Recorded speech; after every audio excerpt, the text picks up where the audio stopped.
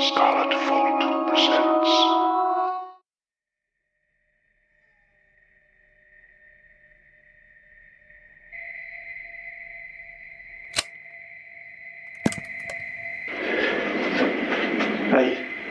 I hope that you can hear me.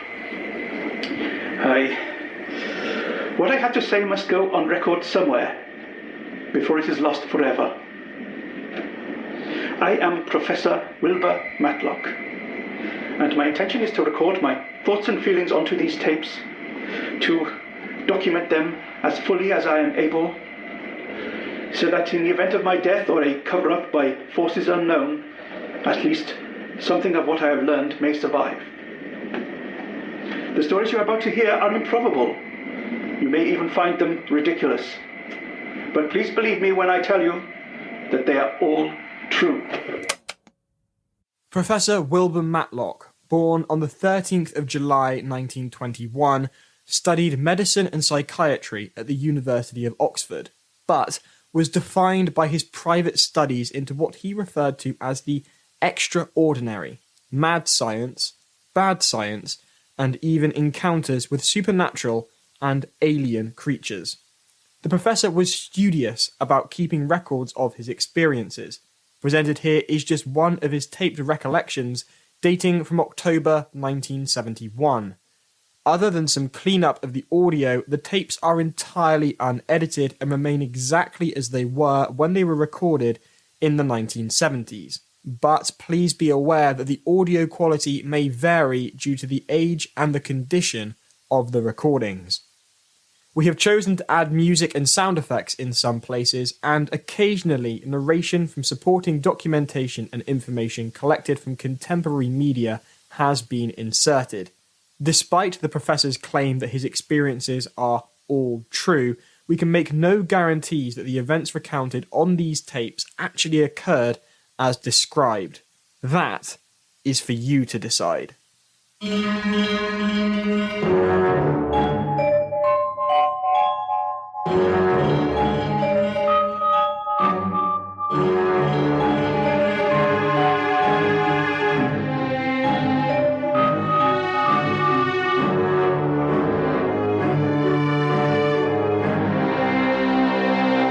The Matlock Tapes.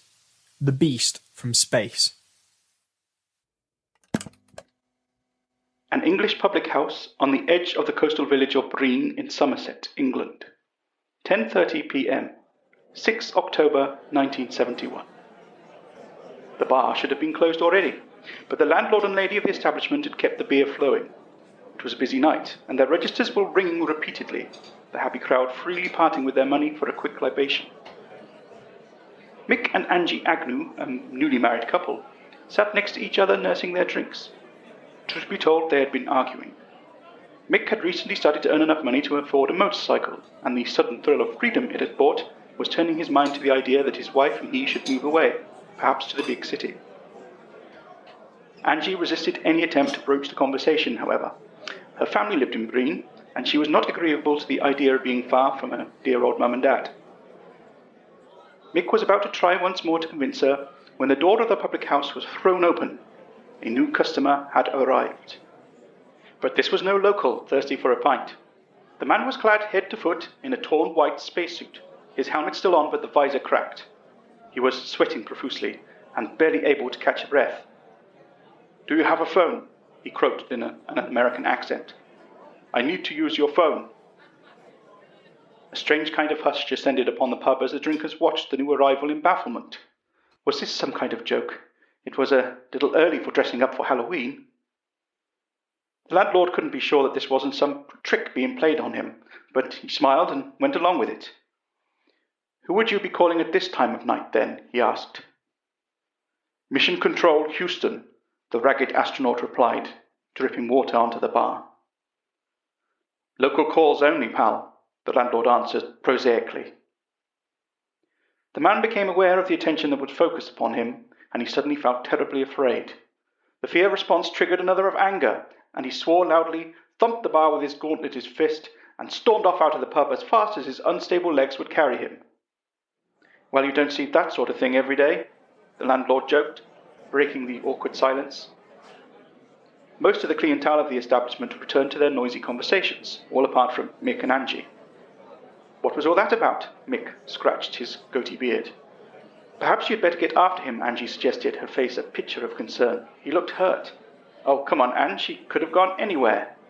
He's probably heading for the phone box down the end of the lane. Go on, she ordered. Go and see if he's all right. Mick knew when arguing with her was pointless, so stood up, downed the last dregs of his pint, and sighed. All right, Angie dear. A newspaper article from the Western Chronicle, 7th of October 1971. Splashdown. Reports of a falling star flooded into the news desk yesterday evening, but we are pleased to confirm that aliens have not landed in Breendown. A funnel-shaped capsule tumbled from the skies on Wednesday at around 9:45 p.m. before splashing down a few hundred feet out to sea. The spaceship was entirely of earthly origin, having been sent up on Tuesday morning by NASA Space Control in Houston, Texas. We understand that a fault developed after liftoff, leading to the craft spinning into a decaying orbit that eventually led it to our shores. The pilot, Major Doug Utterson, was not found among the wreckage, and a search for his body continues. Police say that talk of his unexpected arrival in full spacesuit at a local pub are, quote, stuff and nonsense. Mick turned up the collar of his jacket. It was cold outside. His eyes adjusted to the gloom, helped somewhat by the clouds covering the moon, blowing aside and letting its illumination light at least some of the wet country village. He walked in the direction of the village phone box. The welcoming noise and thump of music emanated from the pub, dying slowly as he moved further away. He shivered, not due to the cold this time, but due to that sudden onset of a prickly kind of fear. Something felt wrong. That was the only way he could describe it.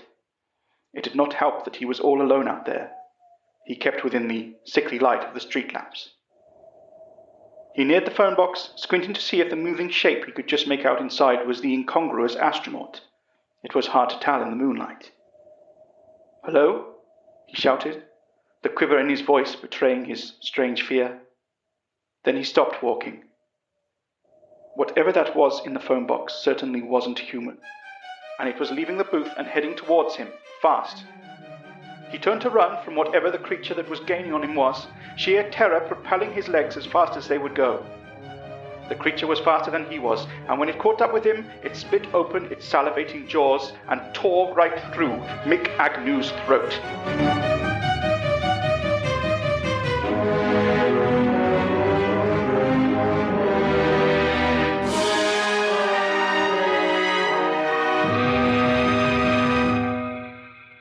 Good God, was my first reaction to the sight of the body lying in the mortuary. Whatever had attacked this man had done so with such ferocity that poor Mick Agnew's head was virtually detached from his body. "This is all I need," Inspector George Moore mumbled from behind his cigarette. "Can you see now why I called you out here?" Indeed I could. I had worked with Inspector Moore several times now, he being one of the few officers of Her Majesty's Constabulary that did not regard me to be some kind of charlatan or dangerous lunatic. "And you say that his wife disturbed the creature and it ran off into the shadows?"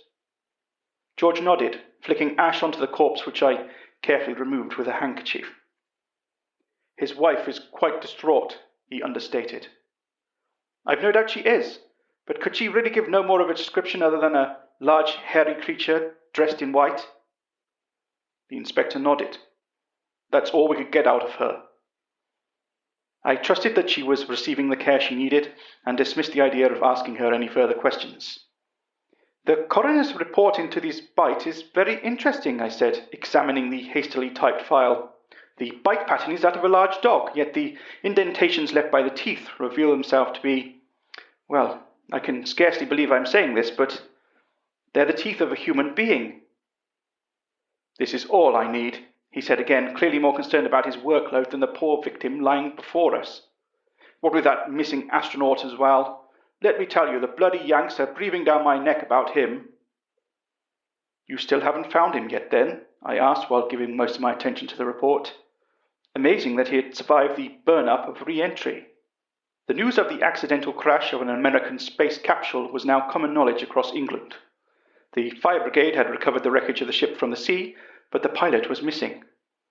It seemed too unlikely that, firstly, an astronaut would walk into a pub. That sounds like a joke. An astronaut would walk into a pub, and then a strange creature would appear in the vicinity just afterwards. It was too unlikely for the two events to be unconnected. Had Major Doug Utterson, for that was the name of the spaceman, somehow brought the monster back from space with him? I kept such thoughts to myself. It would do no good to share them with the inspector.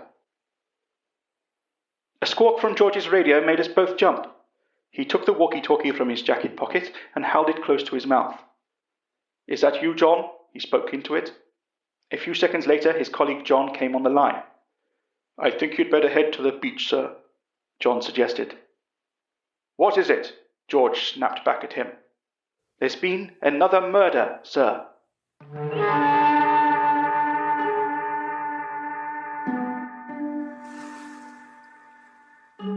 The victim was a middle-aged man, a vagrant by the looks of his clothes, discovered in the sand dunes. The human body contains a fantastic amount of blood, and most of his was soaked in the sand around him. The flies were enjoying themselves, if no one else was. "How long has he been here?" I asked the young medical officer examining his body. "Since last night," the young chap answered. "I can tell from how the blood has dried on his face. Can you see it? At least 10 hours. "What are we going to do?" George asked me quietly. He was completely out of his depth here. "What could this monster want?" "You're looking for the missing astronaut, aren't you, George? Well, perhaps our monster is too." "Sir!" The young officer called over to George. He strode towards us with something in his hand. "Found something interesting, sir, on the body." He held out his palm and showed us a small piece of torn white material. "What is it, Billy?" George asked him. It had a strange, almost transparent quality on its surface. "Don't know, sir." "I do," I told him. "Where exactly did you find this, Billy, wasn't it?" "Near the victim's left hand, Professor, almost as though he'd torn it off his attacker." I looked out to sea. The space capsule only had one pilot, correct? "I don't see what that has to do with this, but yes." "That confirms it, then." George lost his temper. "Confirms what, exactly?" I turned to him. "Well, it's good news for you at least, Inspector. You thought you had 2 jobs here in Breen. It turns out you've only got 1. Young Billy was catching on. "Oh, I think I understand." "You're the bloody only one," was George's considered response. "That fabric is called Tablon," I said. "It's very new and manufactured only in the United States, used on the outer surface of spacesuits." "That's right, Inspector. The missing astronaut and the mystery killer are both one and the same." The following audio recording was released from the United States National Archive of Radio Communications after a Freedom of Information request in 1997. The recording dates back to October 1971. The authorities insist that this is not a genuine capture of NASA communications, but a hoax created by 2 CB radio enthusiasts in Arizona.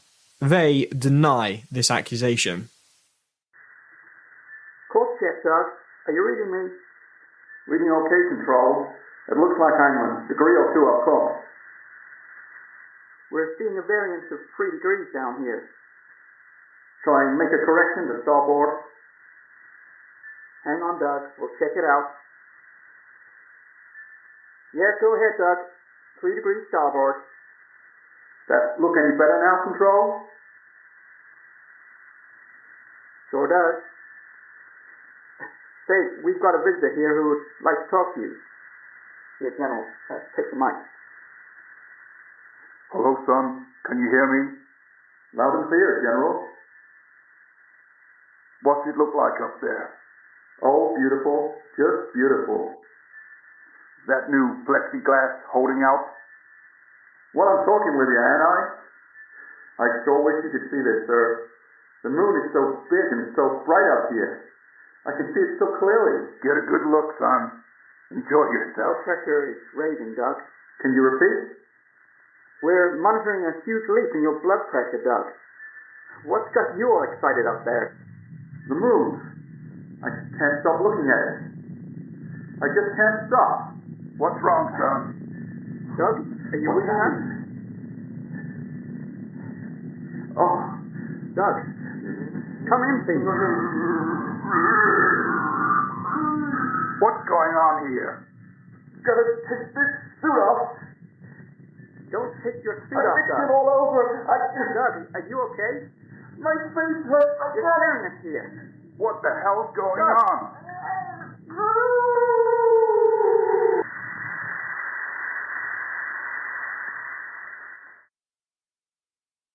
We've got him! We've got him! I had been sleeping peacefully, if uncomfortably, in the back of George's car when he woke me. I was dazed momentarily. It was now dark outside. I looked at my wristwatch. Goodness, 10 p.m. already. George helped me out, a broad grin on his face. We had a report from the house up on the cliff tops. The lady there says she saw a man in a spacesuit acting suspiciously this afternoon. Reckons he stole some things from her. Then he disappeared into the caves below the house. We raced down to the beach and over to the caves, the lapping tide soaking our shoes. Have you called for backup, George? I asked him on the way. Bloody right I have. The Americans are sending some people too. They're only a few minutes away, apparently. Well, let's try and deal with this without escalating things, eh, Inspector? He didn't answer. We arrived at the cave mouth. George shone his torch inside, but it was too deep and dark to reveal anything. Doug Utterson, he called into the gaping mouth. Major Doug Utterson, are you in there? Come out, we've got you surrounded. We heard nothing but the roar of the waves for at least a minute, and then, I ain't coming out. An American voice, tired but defiant. Then we'll come in. George threw down his cigarette and took out his revolver. Stay right where you are, the astronaut shouted. I've got a hostage down here. George looked at me, his brow furrowed. Was this a bluff? That's right, sir. A thin, familiar voice came from the cave. Billy, is that you? I'm sorry, sir. He got me. I took command of the situation.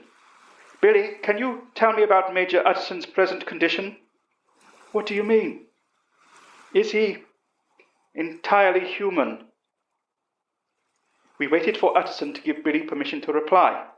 I realized then that I'd never seen George so scared. He's angry, Professor. Very angry. But human, I asked. That creature, Utterson cried, upset at my line of questioning. That creature isn't me. Are you sure about that, Major? I asked. Can I come inside? I only want to talk to you. George shook his head disapprovingly, but I ignored him. He says it's okay, Billy answered on his behalf. I'll come out and you come in. I got a gun, Utterson warned. All right, Major, there's no need for violence. I'm coming inside. Out you come too, Billy. I entered the cave and took Billy's place as hostage. Utterson had clearly gone on a raid. He had a flickering gas lamp, some blankets, and some stolen food down there. He held a shotgun, also stolen no doubt, right at me, point-blank range. The man was a mess. His Teflon suit was torn in what must have been hundreds of places. His hair matted with sweat. He was angry. Billy was right about that, but it was an anger produced by fear. Hello, Major, I said calmly. Looks like you've been making a home for yourself down here. What else can I do? He replied sadly. I can't go back to Houston now, not if I'm... I completed the sentence. A werewolf, Major? Is that what you are? He nodded slowly, emotionally, but he was still sensible enough to cover me with a shotgun. Would you like to tell me what happened? I was up there in space. The moon was so bright and beautiful, and it seemed to be calling to me, whispering, the voice getting louder as I got closer. The proximity to the moonlight must have triggered something that lay latent within him, I surmised. I changed into an animal, And then I crash down here, and sometimes I'm not that thing, and sometimes I am. I just can't control my rage. Do you understand me? I just have to act on it." I looked upon him sadly. "Put the gun down, Major. Let's leave this place and get you some help, shall we?" I'd misjudged him. He reacted savagely. "I can't go back. I won't. I'll kill you if you make me. I'm an animal, a damn monster." I rubbed my chin thoughtfully. "What if we could control the monster inside you, Major? Would you surrender yourself then?" He shook his head, but the gun in his shaking hands was lowering. "It's not possible. I can't go back. It would seem to me that episodes of your bestial nature only occur when you are in direct moonlight. All of your attacks have been at night, and not when you were inside or when the clouds covered the moon. It was the exposure to direct moonlight that triggered this in you. What are you saying, old man?" "What I am saying is that, look, why don't we cover you with these blankets, and I will lead you outside. As long as you are covered up at all times in the moonlight, well, the beast inside of you cannot assert itself." He put the gun down on the ground. "What happens then? Straight to jail for me, right? Or worse than that, some kind of secret lab where old guys like you stick needles in me and—" I risked to move closer to him, and upon seeing he did not react aggressively, I put a hand on his shoulder. "Don't worry, Major Utterson. Doug. I will make sure that no one treats you badly. Please believe me." Some of the tension left his dirty face, and a slight smile formed in its place. "Okay. I believe you."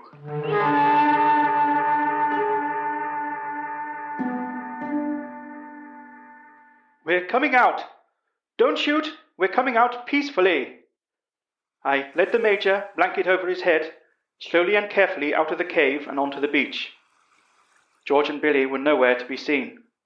In their place, 6 black-clad commandos, United States flags on their body armor, 6 guns raised in my direction, barrels glinting in the moonlight. The Americans had arrived. "Now, don't be hasty, gentlemen." I let go of the Major's arm and put my hands up. "What's going on?" Utterson said from behind the blanket, the fear having returned to his voice. "Some of your countrymen have arrived. It rather seems like they've taken control of things." Utterson shook and started walking backwards. "I'm not going back," he trembled. "Not like this. I'm a monster." Blinded by the covering over his face, he stumbled on a rock and fell backwards, the blanket slipping off him and onto the sand. "Don't shoot," I begged the gunmen. "Whatever happens now, don't shoot." Immediately upon the first sliver of moonlight striking Utterson's exposed skin, a transformation occurred. Thick tufts of grey hair erupted from every part of his body. His skull cracked as his face extended outwards, his mouth becoming a long snout, and his eyes receded and parted and blackened into the cunning eyes of a wolf. The gunfire echoed across the beach. "You didn't need to do that," I told the Americans quietly.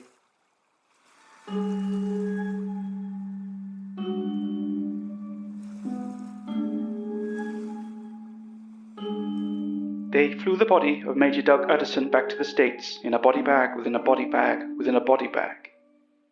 He hadn't wanted to go, but at least he returned home as himself, because at the moment of death he reverted back into his human form. All traces of the feral creature he had been simply melted away. The news media were told he had drowned on re-entry. Angie Agnew was written off as a lunatic for her claims of seeing a hairy creature kill her husband. George received a tidy sum of money from an unknown source and retired early, as did young Billy. Mick Agnew's death certificate was adjusted to show that a heart attack was the cause of death, and that poor vagrant on the beach was never identified, nor had any family or friends inquire after him. Despite a few stories in the local papers for a few days afterwards, the events of those days have since been forgotten about by everyone, it seems, but me. But I won't forget what happened.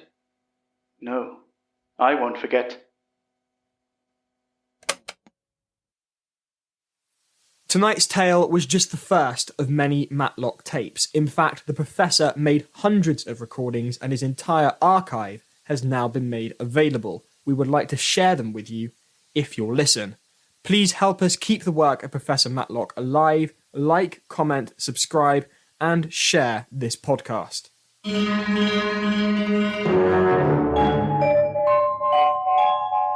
The Matlock Tapes, The Beast from Space, was presented by Giles Cosgrove, musical themes by Mr. Brown. The writer and producer was James Baxter.